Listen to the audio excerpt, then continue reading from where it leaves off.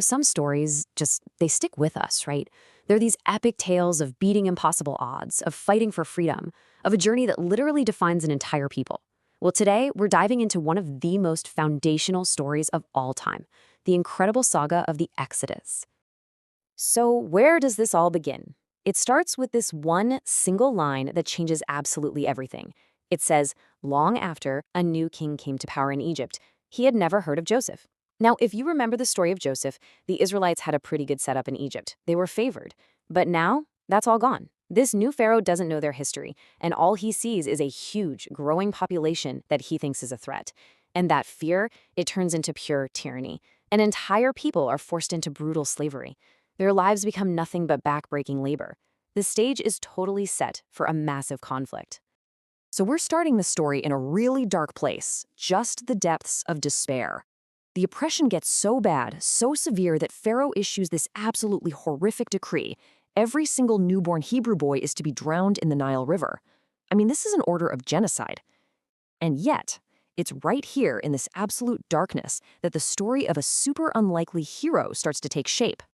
And the irony here, it is just off the charts. Think about this. A baby who is condemned to death by Pharaoh himself is saved by his mom's incredible courage. Then, who finds him? Pharaoh's own daughter. So he's raised as a prince, right there in the palace that wanted him dead. It's wild. But his story takes another sharp turn. He sees an Egyptian beating one of his fellow Hebrews. He intervenes and ends up killing the Egyptian. Suddenly, he's a fugitive. He has to flee, trading his life as a prince for a quiet, lonely life as a shepherd out in the desert. Okay, so fast forward a few decades.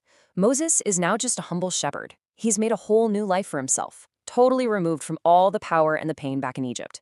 But you just know destiny hasn't forgotten about him, and it's about to make itself known in one of the most famous divine encounters in all of history. I want you to just picture this for a second. There's a bush out in the middle of nowhere, completely on fire. But here's the thing, its leaves aren't turning to ash. It's burning, but it's not being consumed. It's just on fire. As Moses gets a little closer to check it out, a voice calls his name from right inside the flames. It's the God of his ancestors, and he says, I've seen the suffering of my people, and I'm here to deliver them. For Moses, and honestly for all of history, this moment is the turning point. But here's the thing, Moses is not exactly jumping at the chance to be a hero, not at all. He's filled with doubt. He's like, who am I to do this? Why me? He argues that he's not a good speaker, that he's totally inadequate for a mission this huge. And I think that's what makes him so relatable, so human. But for every single fear Moses brings up, God has this powerful, simple assurance, I will go with you. The message couldn't be clearer. It's not about Moses' abilities. God's presence is the only qualification that matters. So Moses asks, okay, but who should I say sent me? What's your name? And the answer he gets is one of the most profound statements in the entire Bible. Eu sou quem sou, which we translate as I am who I am. This isn't just a name, it's a declaration. It speaks to this eternal, self-sufficient, always present power. And so armed with this incredible name and a clear and, let's be honest, terrifying mission to go to Pharaoh and demand, let my people go, our shepherd officially becomes a prophet. All right, so Moses and his brother Aaron head back to Egypt. And what happens next? Well, it's more than just a chat with a king. It is an epic battle of wills. You've got the most powerful ruler on the planet on one side, and the unseen god of a nation of slaves on the other. This is a showdown of massive proportions. And Pharaoh's answer? It's a hard no. His heart is hardened. And so this terrifying sequence of 10 plagues begins. And you have to understand, each plague isn't random. It's like a direct attack on the supposed power of the Egyptian gods and Pharaoh himself. The Nile River, the lifeblood of their empire, turns to blood. Then come the frogs, the gnats, then flies, swarming everywhere. The livestock start dying. A thick, supernatural darkness just blankets the entire land.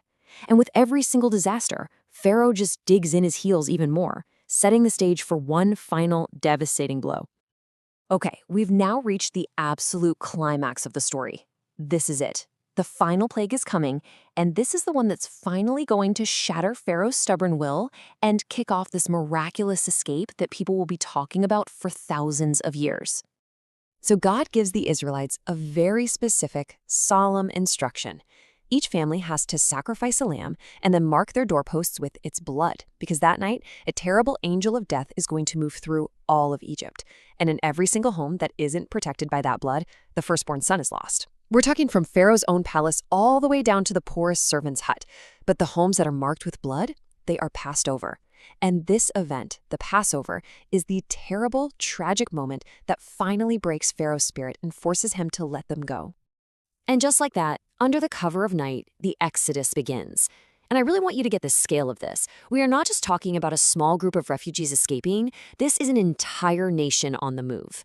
The text says there were about 600,000 men, which means when you add in women and children, we're talking about a population of maybe millions, plus all their livestock.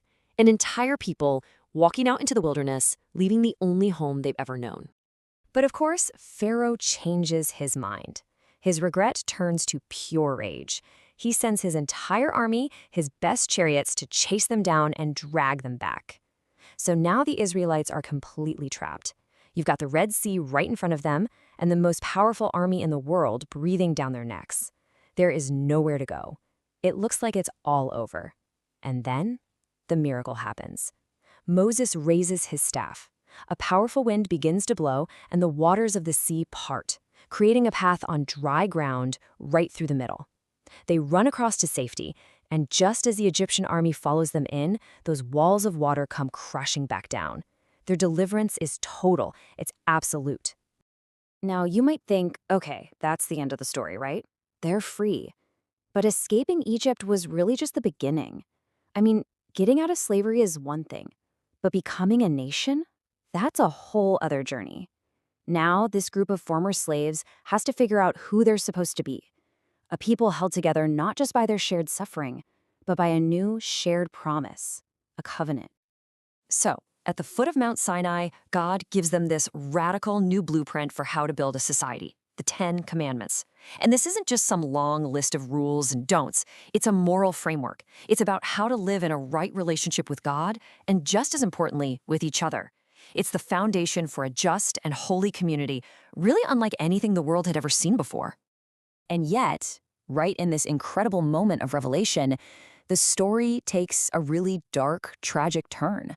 Moses is still up on the mountain, and the people down below start to get anxious. They start to panic. They demand a God they can actually see, something they feel like they can control. And so they take all their gold, melt it down, and forge an idol, a golden calf. I mean, talk about a disconnect. The contrast here is just staggering. Up on the mountain, God is offering them a relationship that's built on faith and trust in what they can't see. But down at the bottom of the mountain, the people go right back to what's familiar.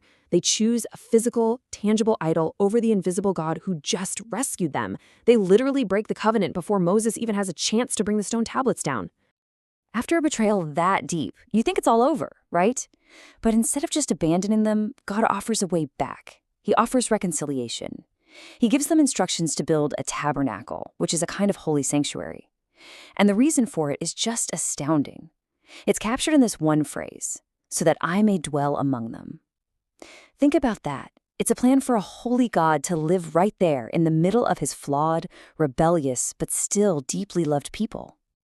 And that, really, is the enduring heart of the Exodus story. It's a journey from slavery to freedom, sure, and then from freedom to this new covenant. But the ultimate question it leaves us with is this.